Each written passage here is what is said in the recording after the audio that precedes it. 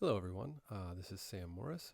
Just wanted to give a quick introduction here to my recent talk with the wonderful Pam Sailors. I really come to enjoy Pam's company over the past few years, getting to know her. We speak here for about an hour. We talk about her education and background growing up in Georgia, her interest in bioethics and IVF, and philosophical autonomy, concept of autonomy.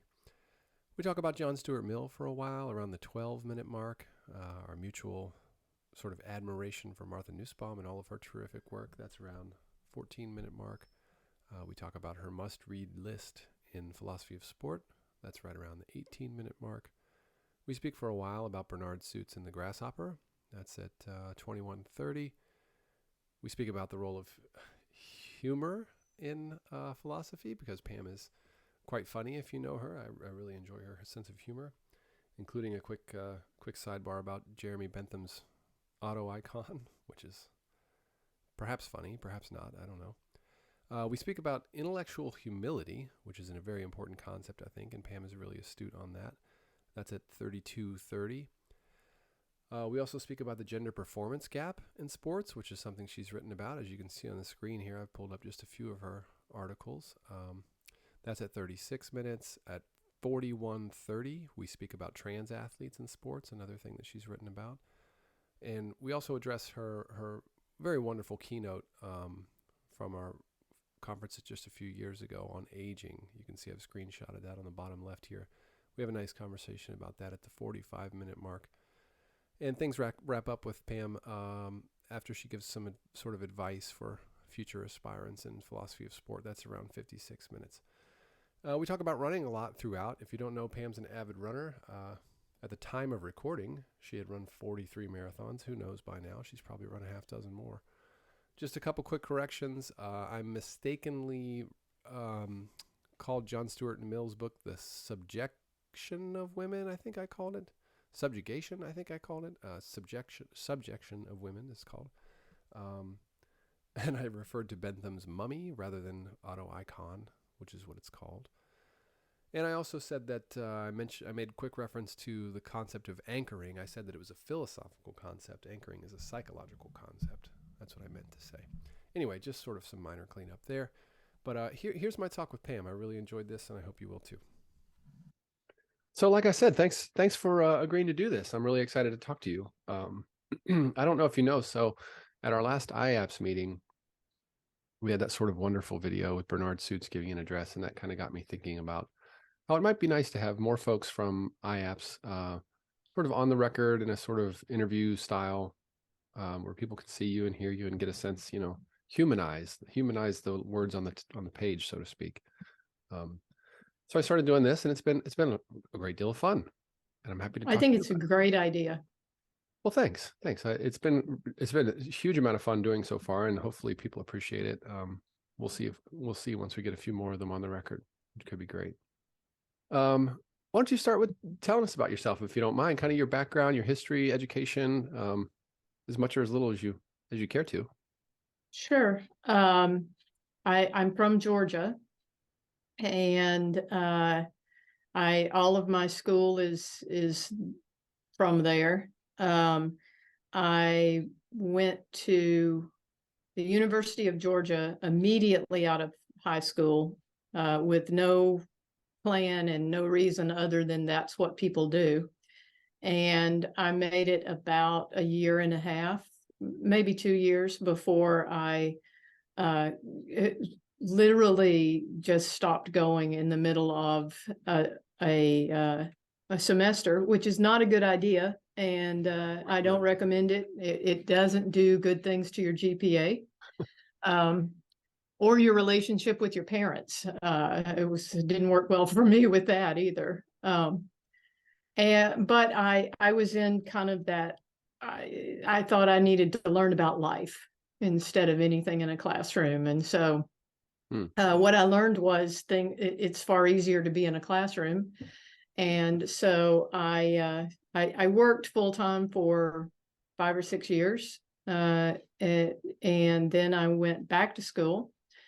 But instead of going back to the University of Georgia, I went to a very, very small private women's liberal arts college in South Georgia, Wesleyan College, the oldest institution chartered to grant degrees to women in the world.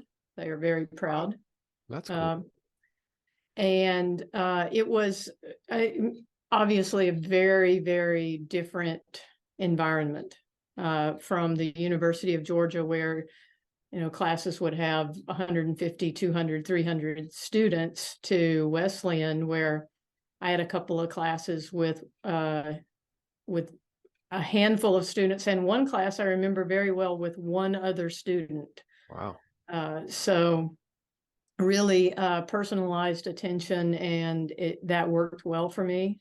Got my undergraduate degree there in religion and philosophy, and worked for a year after that, and decided I wanted to go back to school. I wanted to be a teacher, and I thought in the beginning it didn't matter what level. And I took one course in middle grades curriculum, and understood that it did very much matter, and that I would never be good at making bulletin boards or those sorts of things. And so that's when I decided to apply for graduate school. And honestly, it was a toss-up between religion or philosophy. And I thought, well, I'll apply for philosophy, and if I don't get in, I'll apply for religious studies. And I got in for philosophy, and back at the University of Georgia, and did my PhD there. I worked on applied ethics. My dissertation's on in vitro fertilization. Wow. And it's long enough ago that was a fairly new and controversial procedure. Yeah, right. So in vitro fertilization and autonomy. And so very much bioethics is how I came out of graduate school. Who were you citing at that time, mostly for IVF in your dissertation? Do you recall? Who did I cite? Yeah, I mean, sort of who were the leading thinkers in that area at that time? If you recall, I mean, who knows? I don't remember half what's in my dissertation. Yeah, honestly, I don't. I'm tempted to. I want to like swivel my chair around and cheat by looking at the bookcase. I mean, I talked about Kant and Mill and Foucault, and autonomy, and I really am cheating now. Mill seems quite applicable. And not finding the spot, but Janice Raymond, I think I remember, and but it was early days. I mean, early days for bioethics and early days for in vitro. And so it was is this a good thing or bad thing? Kind of, now it's almost as if this is the first step towards something controversial, but this part doesn't get questioned that much. But I worked with Vicki Davion, who was at the University of Georgia then, and she helped me. And I started out, I was going to write about, I still focusing on autonomy, but I was going to write about eating disorders. And then I thought, well, no, that was too complicated, I thought. And so I thought I would move to cosmetic surgery. All things that have to do with, is this ultimate control over the body, or is this complete lack of autonomy and buying into societal standards? And then Vicki very wisely said, hey, bioethics is the thing. It's the hot job right now. We need to do something in bioethics. And so we came to in vitro. So that was and I was hired at Missouri State to do bioethics. And so I started with, in vitro. I looked back at a list of old presentations, and I was talking about human genome project and human cloning. This is Dolly the sheep era. And moving from there to genetic enhancement, and genetic enhancement led into thinking about performance enhancement. And that I wrote a paper. I went to the Chicago Marathon in 2003. It was the first marathon I'd ever even attended. And I was absolutely just sort of taken with the whole culture of running and of marathon running in particular. And it just seemed so odd to me. And so I wrote a paper about that and about that experience. And then the next year wrote a paper about performance enhanced athletes. And that's where I started to find, oh my gosh, people are talking about this in a philosophically sophisticated way. And so I started to read the literature. And then first IAPS was 2006 in Niagara Falls. And it was the best thing ever, to realize that this was an academic area that I could pursue because I was already interested in sport. I just didn't know that sport and philosophy could go together. Yeah. And so it was just great. I think that was my first IAPS too, actually. It's interesting to hear you talk about that in the sort of interdisciplinary way. Like I thought of psychology several times when you were talking about IVF and various types of plastic surgeries, elective surgeries. I mean, there's a lot of interdisciplinary stuff there. And obviously you had the theology was on the table at one point for you. And then I was going to ask you sort of how it led to sport, and then you sort of tied it right in without me having to ask. I don't know if other folks have. I don't think people appreciate what a spectator sport marathoning is. You think, oh, you just it's people running 26 miles. Yeah, but it's something to see, man. It's incredible, especially as the runners sort of come in waves of like high performance, mid performance. Your quote unquote average marathoner. But boy, it is something. Sorry, I didn't mean to steal the thread there. Go ahead. No, I agree. And the race was fascinating, even though I didn't even know enough to know what I was watching. But I was also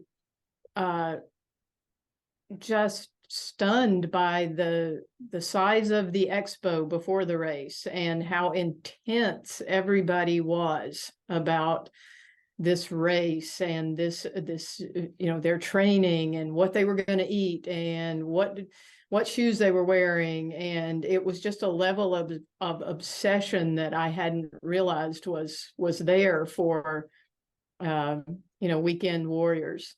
Yeah. Well, so that's all very interesting. And it's always fun for me to hear sort of people's sometimes circuitous path to sort of where they are. I think we call your early educational experience a gap year now. That's become or a gap half dozen decade, years, half decade. Yeah. But sometimes that's good. You need time to sort of feel it out and see where you want to go. I'm curious. So I did send you an outline. Thanks for sort of giving us a quick picture of sort of your background and how you got to where you are. One of the things I wanted to ask you is sort of about sort of the most influential thinkers as far as you go. I mean, I know you've mentioned a couple already, but in sort of your contemporary work, who do you think about as being more or less influential on you? Always John Stuart Mill. Yeah. I'm probably mostly a closet utilitarian. I'm not sure, but I really, Mill just said a lot. Mill got a lot of things right, or at least Harriet Taylor got a lot of things right, and then got Mill to write them down. Yeah. A little bit uncertainty there about some of those ideas, but yeah. So when I was doing my PhD at Ohio State, I took courses in political science, and we read a lot of Mill. and Harriet Taylor came up a lot of, there's more to this story than many people think. So, Yeah. so what part of Mill? His utilitarianism, his liberty, his subjugation of women? What Yes. all of the above? Yeah. Yeah. I mean, I started with utilitarianism, but as I imagine most people do, in an intro to ethics class. And then the on liberty was more as I was working on the dissertation, and the ideas on autonomy and development of the individual. And of course, subjection of women is priceless, just for the fact that it was an unusual argument to make at the time. Yeah. And right. He's writing so I appreciate that. Late 19th century, if I recall, he's writing that. Sure. So I'll fact check it later and correct myself if that comes up. Mill, I really like John Stuart Mill. I find him, for someone who's not writing in the current era, remarkably accessible, remarkably Yeah. well written, easily understood. The joke I often make with my students is like, we'll translate English to English with a lot of these people, but Mill is just English, and it's poetic and beautiful, but also like really thought out. It's really good. So I'm happy to hear that. Yeah. So I like Mill. More recent, I'm a real fangirl of Martha Nussbaum. Just about everything that I've ever read. I don't always think she's right, but I always think she's done her homework and put together an argument. Yeah. With support for conclusions and all those sorts of things that not everybody bothers to do. Yeah. I know you and I share that interest. In fact, directly in front of me is her newest book. Just happens to be there, and over my shoulder there is her previous book. Yeah, I totally agree. I can't do that. I could, if I reached far enough this way, I could grab the new one, but the rest are out of sight. And she's remarkable for so many reasons. She's an athlete as well, so there's the mutual connection that you and I have. But if you just sort of look at not just her academic record, but her political record and the things that she's done, organizations, activities, it's like, I can't believe more people don't know who she is. Which is not to say that people don't know who she is. They certainly do. But man, she is just incredible. I do you know her personally? Have you corresponded with her? I have not corresponded with her. I have met her. Oh, okay. How did that go? Oh, it was great. I was a graduate student, and I was going to a reception that was being held for her, and so was she, and we arrived at the same time. And she stopped and was so gracious. I had a conversation with me about what I was working on for the dissertation. And I asked her, because I had heard her at an APA meeting do a presentation, and I was just struck by the breadth of her knowledge. And somebody would ask a question and she would answer it and make reference to a piece of fiction and a Greek philosopher and Nietzsche and all of this stuff she was bringing together, and I was absolutely amazed by it. And so I asked her when I did have the opportunity to chat with her, I said, I was so impressed by that, and I just wondered, do you have a photographic memory? And she said, oh no, I just work very hard.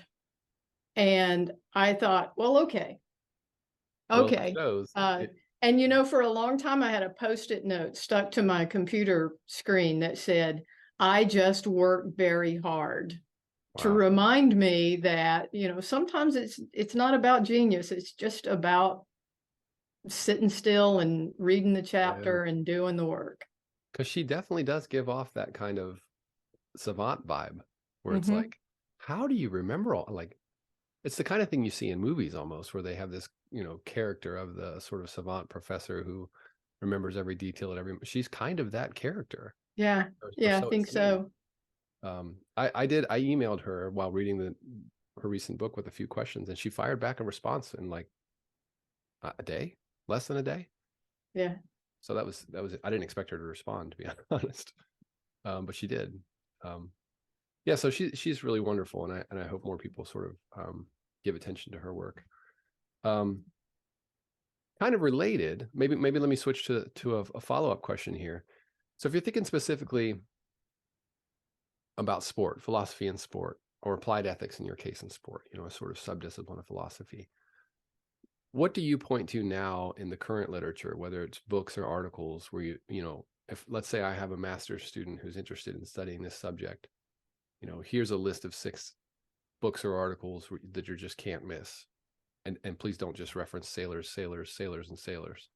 Oh, well, now you've made it difficult. No, I think, I think I would point to some Kretschmar. I think Scott's From Test to Contest is certainly a classic. And I think that the piece he did with Tim Elcom a few years ago, in defense of competition and winning, which kind of incorporates the test contest distinction as well, is very good. I think Russell's Our Rules All an Umpire Has to Work With is a good introduction to a lot of different pieces of philosophy of sport. And I would, for a young scholar especially, I would throw something in, probably something by Iris Marion Young, either Throwing Like a Girl or The Exclusion of Women from Sport, because I think it's just so vitally important. So in terms of articles, I think those would be my top 3. And of course, I do realize I've actually given you 5, but we'll say 3. We don't do a lot of counting in this discipline. Yeah. We're philosophy majors, not math. Yeah. Books, a student who's interested in philosophy of sport has to read The Grasshopper first, just because it covers the issues of, well, what is it that we're doing and why are we doing it? And so I think that's important. For me, one of the first things that really was important and that really helped me to think about the sorts of things I was interested in was Sigmund Lowland's Fair Play in Sport. It's a small book, but it's just jam-packed with really, I think, good stuff. I'm a fan of making distinctions, and he does a fine job of that, I think. And a couple of older things. I always liked Warren Fraley's Right Actions in Sport. It's so old that, I kind of initially rolled my eyes at, oh, look at the typeface is typewriter in the printed book, but it's really good. And it's Warren Fraley. We have to respect the forefathers. Yeah. I wonder what you think of, The Grasshopper is, once you get past introducing students to the subject matter and the content, it's obviously this monumental touchstone within the discipline that 99% of the people who turn up at our conference have read it and have done more than read it. And I think we have this sort of subset of people who are, I don't want to use the word obsessed, but they know The Grasshopper like Nussbaum knows everything. Right. Something like that. And then there's this kind of middle range who thinks maybe it gets too much attention or is overly assessed in terms of its importance. I don't know what I guess it's a long way of asking, what do you think of The Grasshopper today? It is a classic in the field. I would put myself in the middle, except I would do it carefully. And I probably wouldn't say that it gets too much attention, because I would never judge somebody else's obsessions. But I mean, as long as there's something new to write about it, then, it's not like we're going to say, oh, well, that Aristotle, he just gets too much attention. People are still writing about him. I mean, how can you be? So I wouldn't go that far. It is, but I'm also not, I wouldn't call myself a Suitsian, certainly.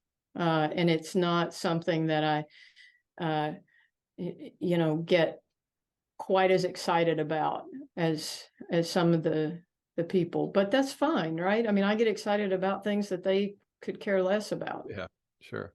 I would probably put myself between you and the obsessed cohort. I think I've read it front to back at least 4 times, and even talking about it now, it makes me think like maybe I'll go through a 5th time. Part of what I love about it is that it's, I don't want to use too much of a contemporary term, but it's very meta. It's very like, it's only until there's a certain point about 2/3 of the way through the book where Suits pokes out from behind the curtain at one point.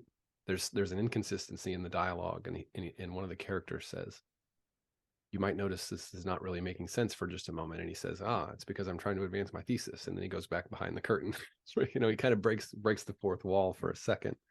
But I love the fact that it's written as a dialogue, in the Platonic sort.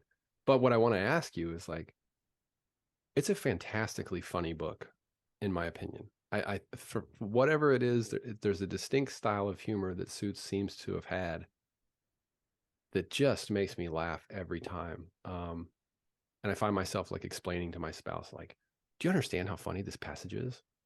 And out of context, she's like, it's not funny at all. So I don't know. Anyway, it's a long pretext to a question, which is, how do you think about comedy? I know you a little bit, and I really appreciate your sense of humor. How do you think about comedy within the practice of philosophy? I I think humor is super important. And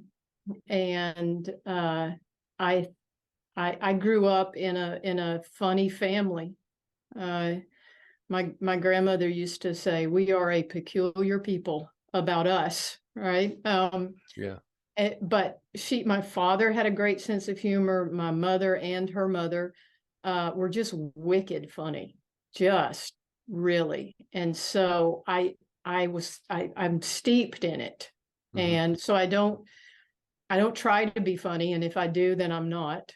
Yeah. So I think it comes to me naturally, and I appreciate it. And I think can be valuable anyway in philosophical discussion and writing.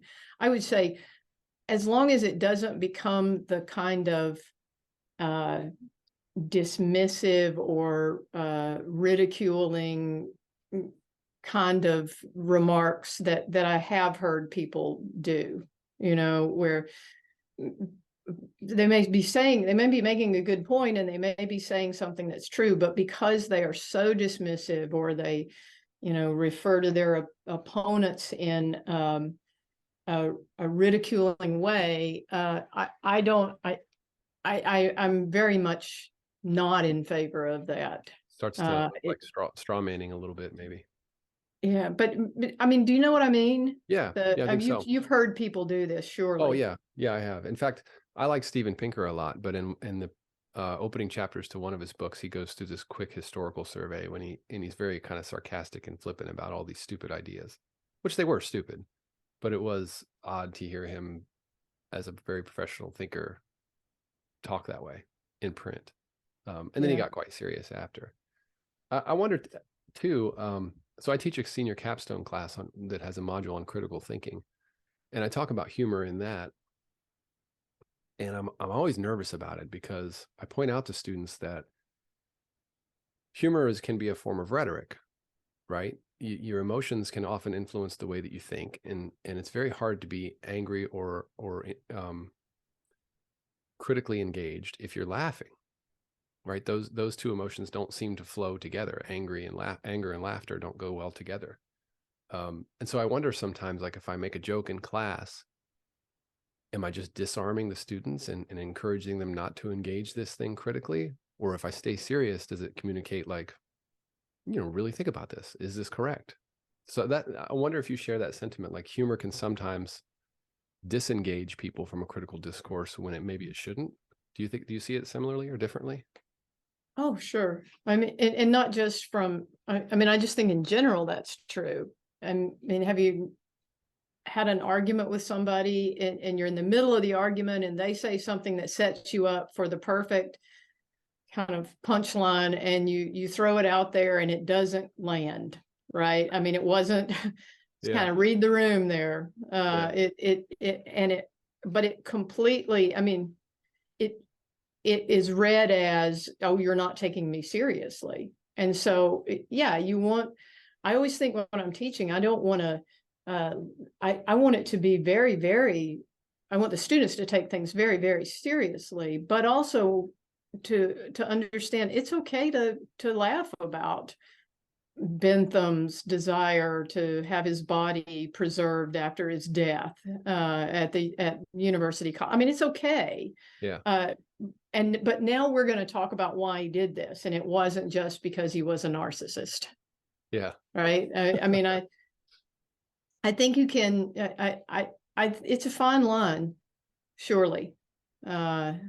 It's funny you would use that example in that capstone class. I teach a single day where we talk about utilitarianism as a sort of ethical framework, and I do a sidebar, and I quite literally pause my presentation and I tell my students, we have to talk about something else.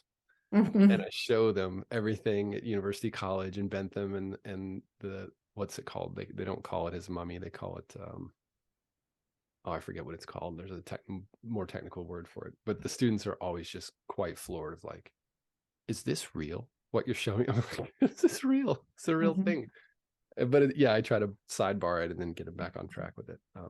Yeah, peculiar historical figure he is or was. Okay, so yeah, that's quite interesting. I was eager to talk to you about it again because just having known you for a few years now, I appreciate your sense of humor and timing. So thanks for that. Well, at the end of the day, Sam, what we're doing is not that serious. I mean, many things have consequences, and the consequences of some of these, rules and things are serious and have implications for people's lives. But sometimes I just think, really, we're screaming at each other about strategic fouls. Right. I mean, let's take a step Sure. and think about what we're doing. It's funny you'd say that too. I didn't mention this earlier. My sister-in-law did a master's degree in political science at the University of Chicago. So I asked her, did you take a course with Martha Nussbaum? She said, no, I enrolled in her course and my schedule changed towards the beginning of the term and I ended up dropping it for something else. And I thought, I can't believe that. You dropped Martha Nussbaum's class? Oh my gosh. Like, I just couldn't believe it. But she's since gone on to have this wonderful career in politics. And every now and then I remind myself, because politics is very high stakes, 360 million Americans in the world. And she's, national politics. So I remind myself every now and then, like, I may feel stressed and worn out and like there's gravity to this, but it's all relative, I suppose. Yeah. What's the old joke about why are fights among professors or in academia, why is it so vicious? Because the stakes are so small. Yeah, that's good. That's good. So let me ask you a sort of a subject switch here. I always like to ask people something that they've changed their mind about, because I think changing your mind is a much bigger deal than people give it credit for. Because most of us, if you read the social psychology research, it's very hard to change people's minds. We're just stubborn. We're fixed. There's a philosophical concept called anchoring to describe this. Like, you drop anchor and it's hard to pull up. So I wonder, what's something that you think that is serious that you've changed your mind about at some point during your life? Oh, well, for sure. I don't, this isn't exactly changing my mind, but I'm far less certain about anything, Mm. than I once was. Yeah. I don't, uh, I guess that part of that is I'm far less certain of my own infallibility. I think I've become more, uh, of the kind of where there may not be big T truth, and if there is, we may never find it. And probably the person who has a different opinion from me has some sort of explanation for that position. Yeah. I maybe I'll say I hope I am, along with being less certain, I am more compassionate, uh, about that, less quick to write somebody off as, uh, an idiot Yeah. on anything. Yeah. Uh, The word I often think of is grace on that. Trying to understand why someone might see it so differently. Sorry, I didn't mean to cut you off there. no, that's a good. Uh, I am not a good. I am not a patient driver.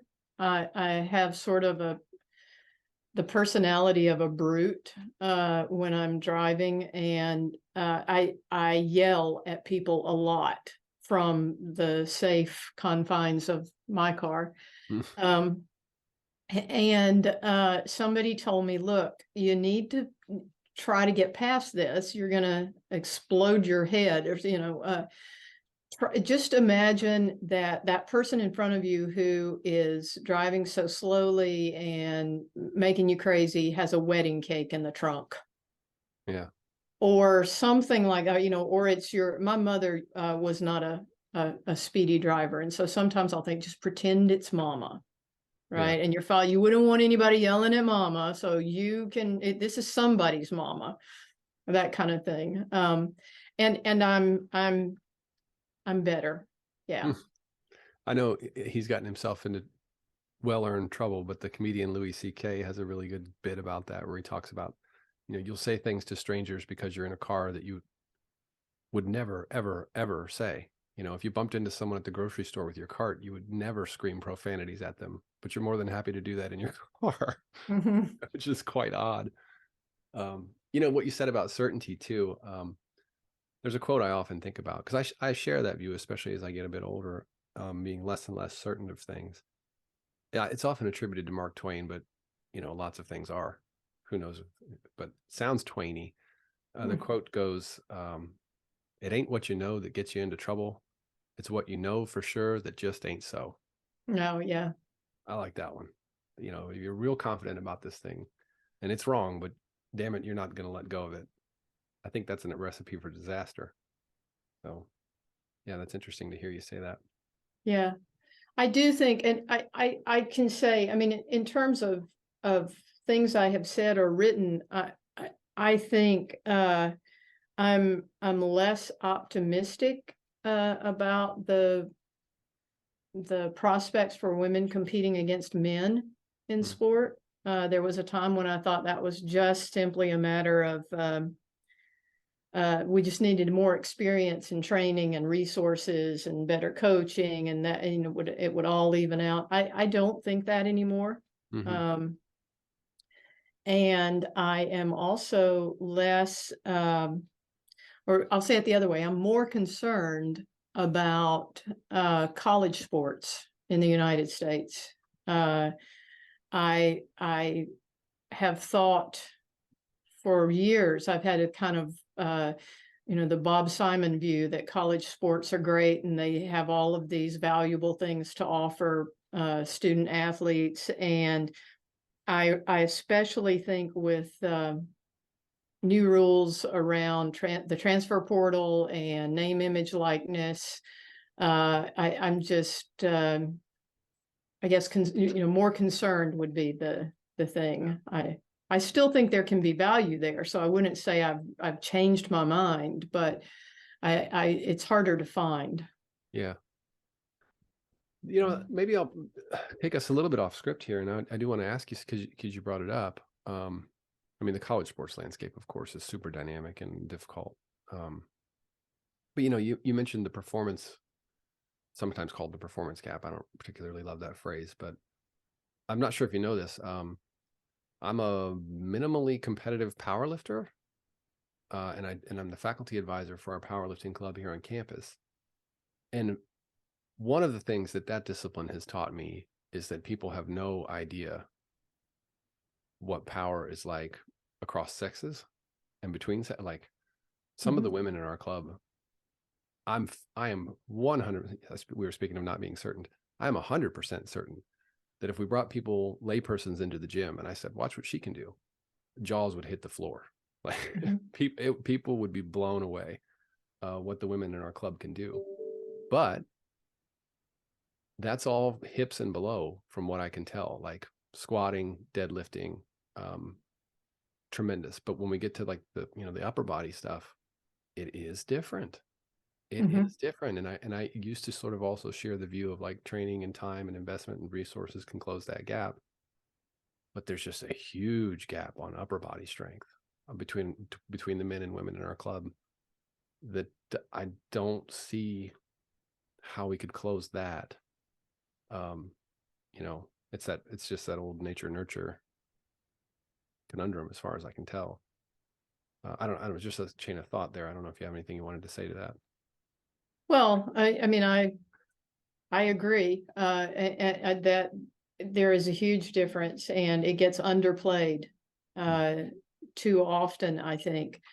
And I wanted it to be a different story, but even the people who are the most just amazing, I mean, Camille Herron ran 270 miles in 48 hours last weekend.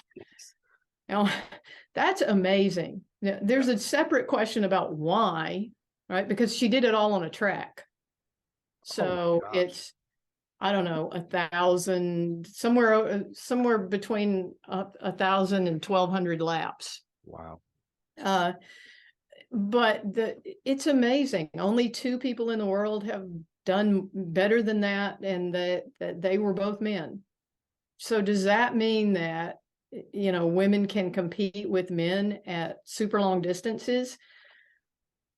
Some, sure, some can.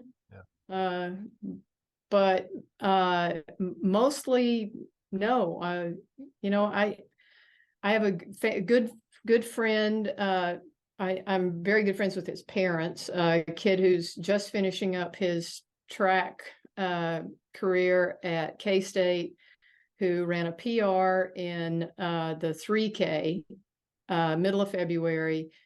He went 8:06, which is amazing. Okay, but he finished 3rd in the race. Jeez. And the same weekend, Alicia Monson set a new American record for women in the 3K, and it was 8:26.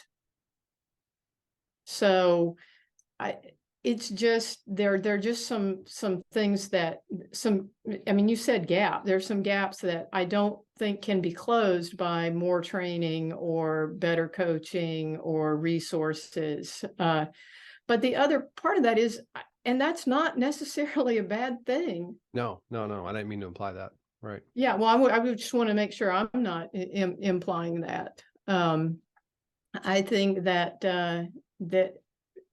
I think that we can acknowledge the difference without privileging one side or the other. Mm-hmm.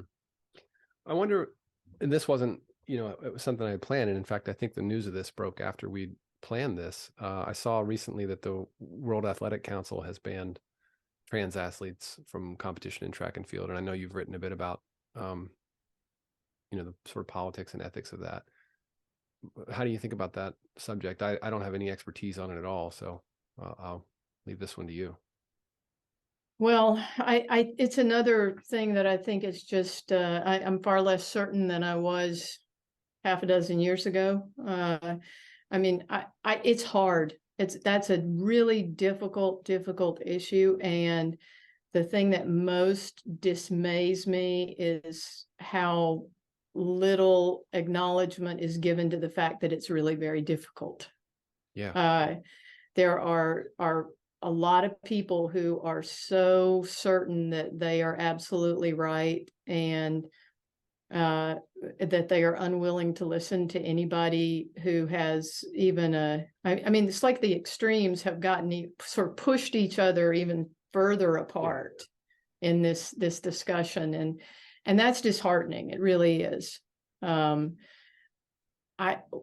do I think? I think that I don't know.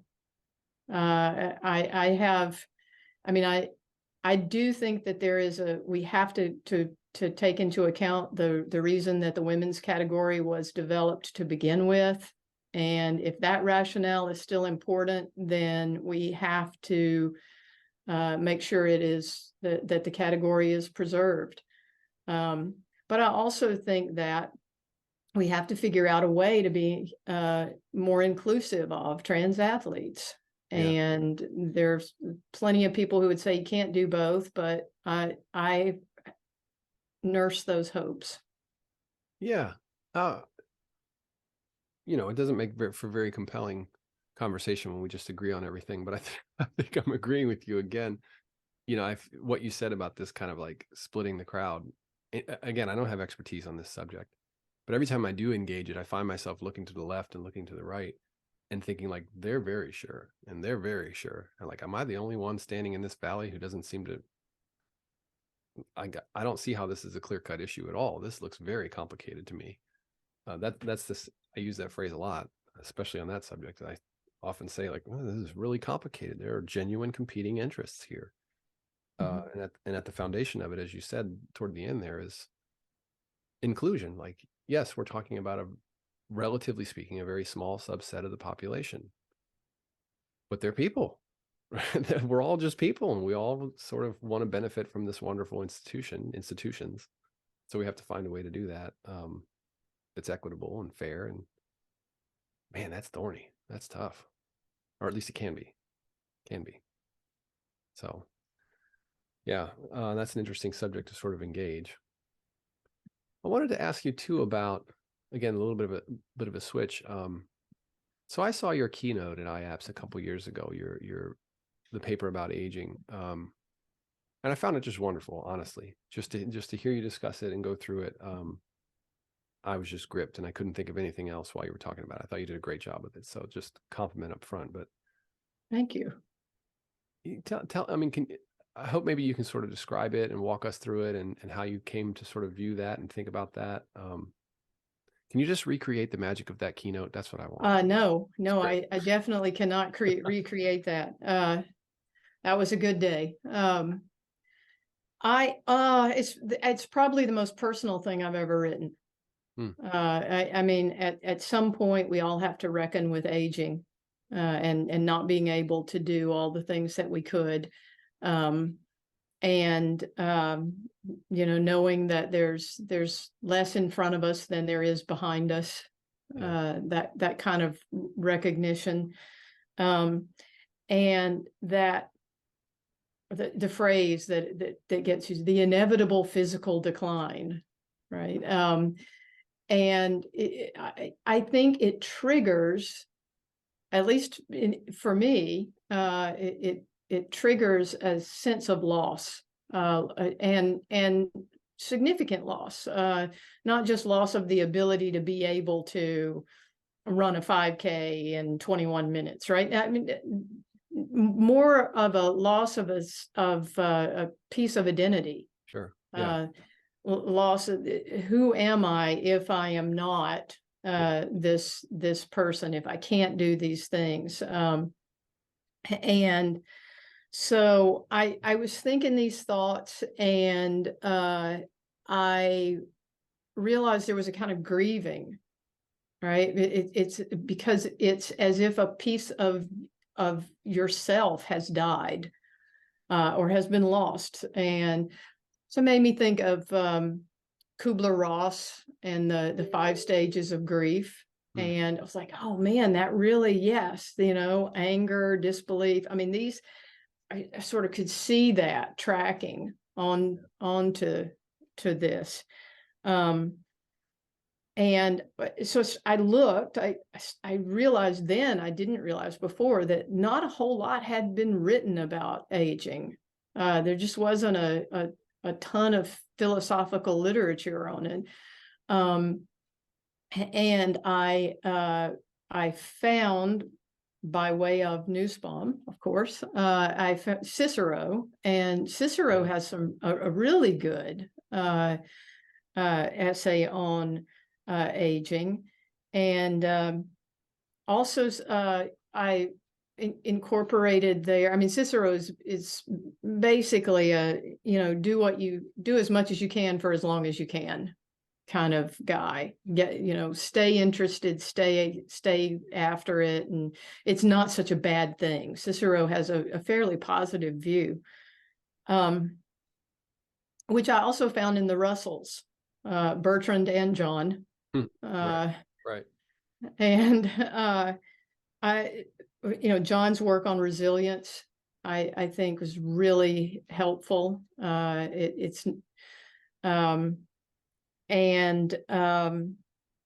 course, Bertrand lived a very, very long time, and saw it also as well, just keep going, right? We don't get old because we don't stop doing things because we get old. We get old because we stop doing things. Yeah.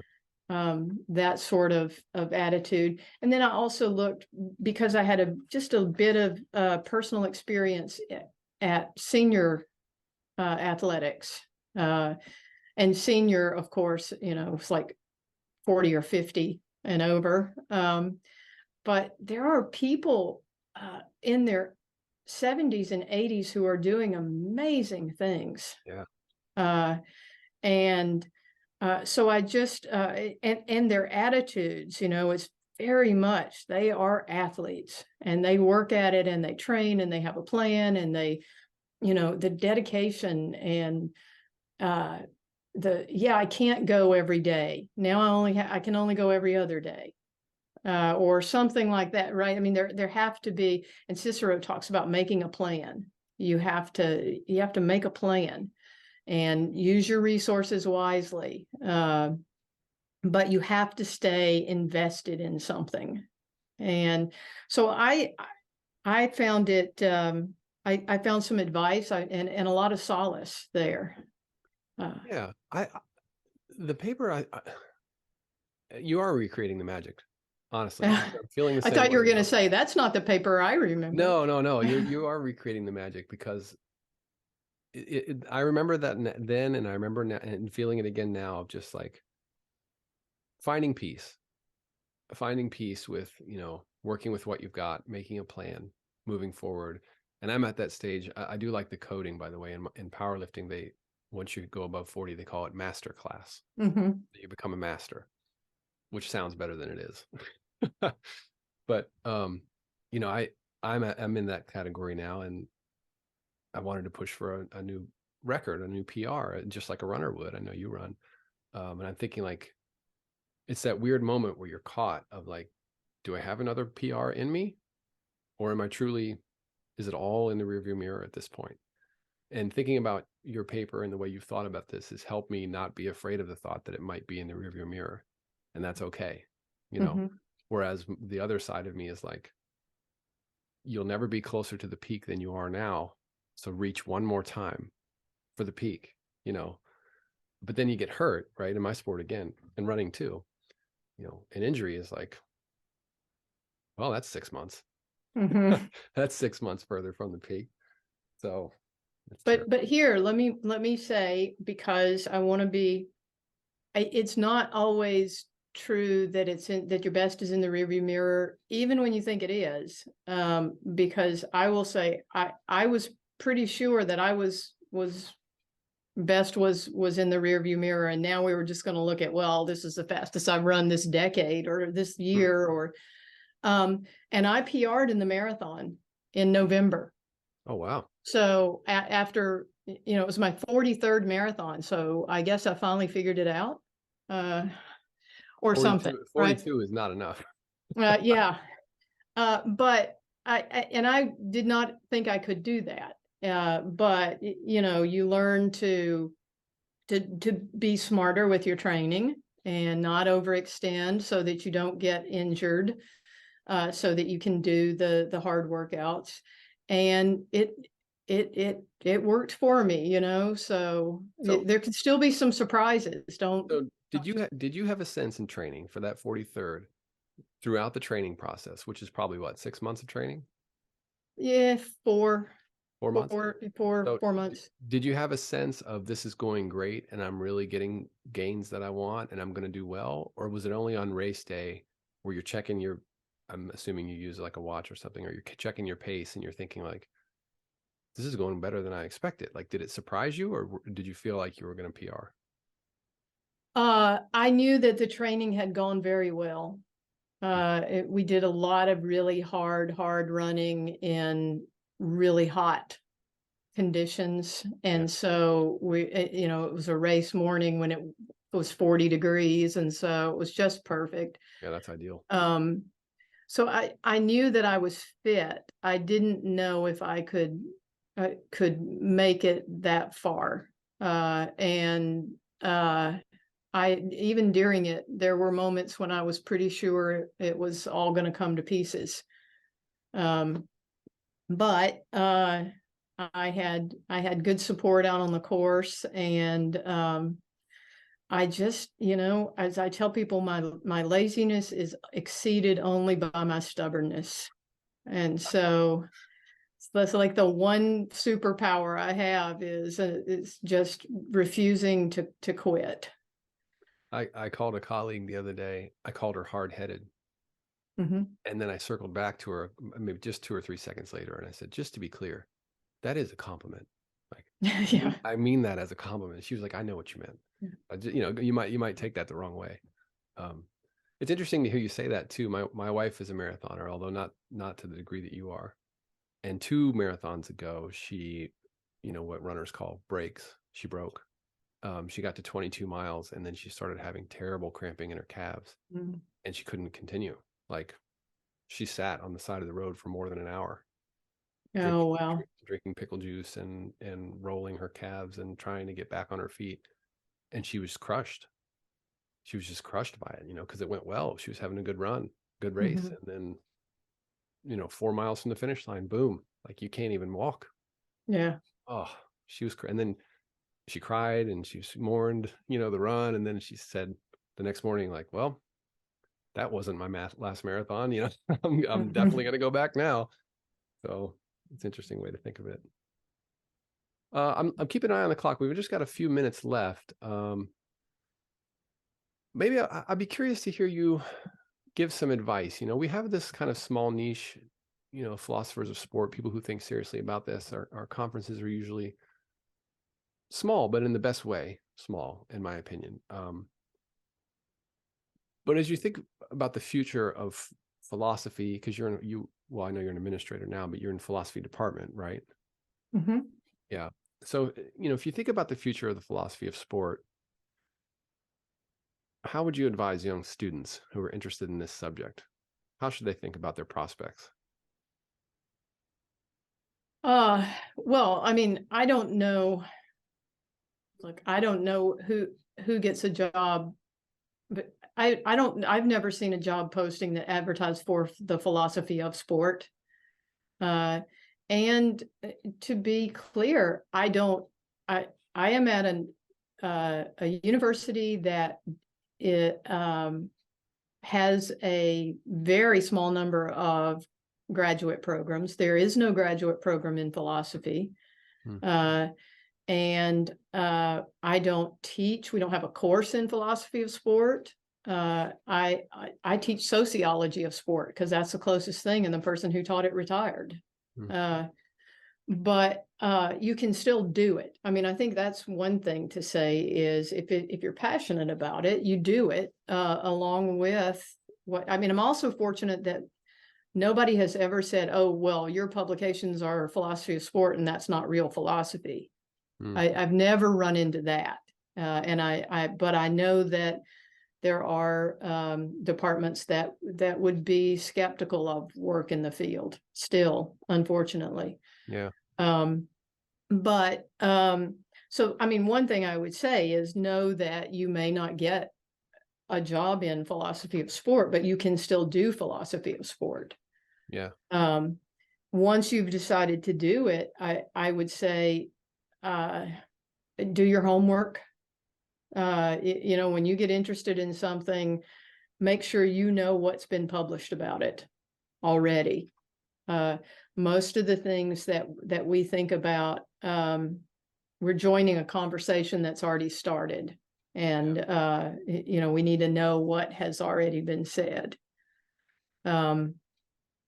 And I would tell people to take advantage of the opportunities to interact with people. You mentioned it's a small group, at least relatively so, and that presents more opportunities than you might have if you were working in, you know, epistemology.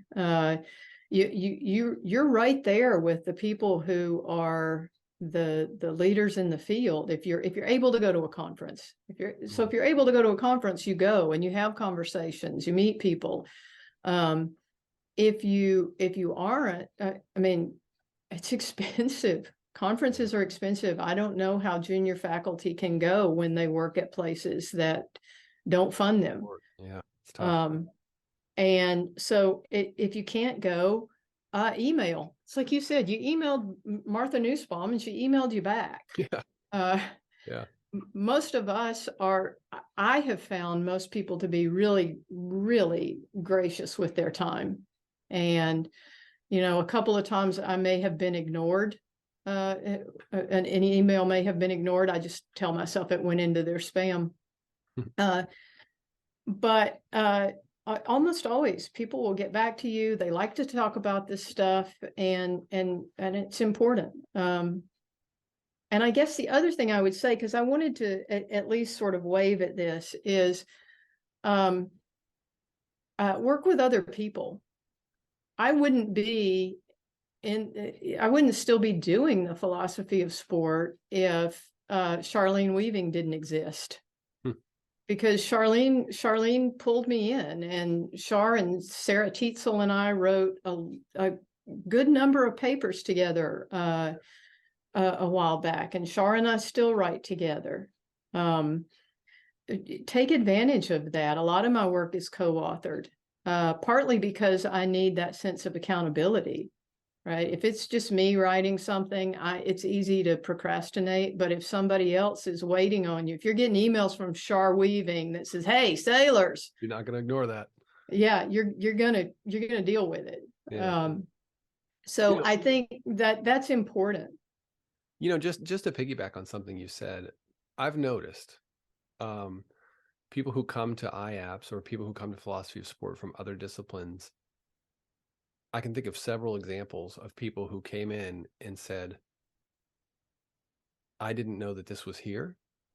And once I got here, I realized there are people here doing things that are far better than we're doing in other places, like jurisprudence. You know, we've had a few people come in from law schools and then read some of Russell's work on, you know, you mentioned earlier, our rules all an umpire has to work with. People point to that and go like, look at that. Maybe that's published in a sport journal, but man, that is a really intricate handling of this subject. So there's really good stuff that you know you can reach to from other disciplines. That's part of what I really like about it. And you know the Nussbaum thing. One more joke about that. She replied back to me, and I think I read it in my pajamas. And I remember thinking, like, good, oh my God, like I can't be reading Martha Nussbaum's email in my PJs. It's serious. I gotta. So, but yeah, you're right about the sort of welcoming nature of it, and because I do hope we grow our membership. I do hope people find us appealing and engaging, and I think so, and I think that those of us who have been doing it for a while have a responsibility to be welcoming of new people. The other I wouldn't be here were it not for is John Russell. Is at the very first conference that I went to. He came to me later after he had heard my paper, and encouraged me to work on it, to submit it for publication, to come be a member of the organization and come to the conferences. And it feels good.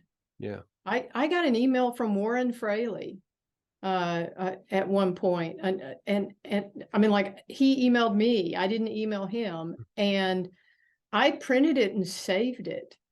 I mean, that was big for me. And I thought, okay, if Warren Fraley thinks it's okay, it's okay. Yeah. I'm okay here. And so I think we have an obligation to do that same sort of outreach, to say, hey, I really enjoyed your paper at the conference, or I read something that you wrote in the journal, and it's good work. Come do more with us. Yeah, that's great. I'll make it. I try to do that. I try to do exactly what you just said, but you're reminding me to do more of it, which is good. So, yeah. Well, I see that we're past 2:00 or 2:00 Eastern. And I don't want to keep too much of your time, Pam. I always enjoy talking to you. I could take as much time that you will give me, but I want to be mindful of your time and let you off the hook. So I really appreciate you setting aside time for me. And I'll get this all I'll record a proper intro and put it on the front piece, and then I'll incorporate this together with it, probably trim off this last bit here where I'm discussing, and then eventually upload it to the iApps YouTube page or channel, and I'll send you a copy of it as well. Perfect. Anything you want to say before we sign off? No, just again, I think it's a great idea. I loved the one with Bill and the one with Scott. And I think you're right. You said in one of those, it's just, for people, if you've read somebody's stuff, it's so great to be able to see them. Yeah. When I started doing this, we didn't have any of this stuff, right? We didn't even have, we just barely had email. And so you would, if you saw a picture of somebody, you're like, oh my gosh, that's what, Judith Jarvis Thompson looks like, or that's what, and that was the best you could do. And now it's, this is a new opportunity to give, because it helps, I think. I do too. And I think it really humanizes us. And that's what my hope, and makes us welcoming, and makes more people look at us and go like, man, this might be a cool place to be, and come get involved. Yeah. So, well, good work. Thanks again, Pam. I really appreciate your time. You're welcome. Talk to you later, Sam. See ya. Cheers.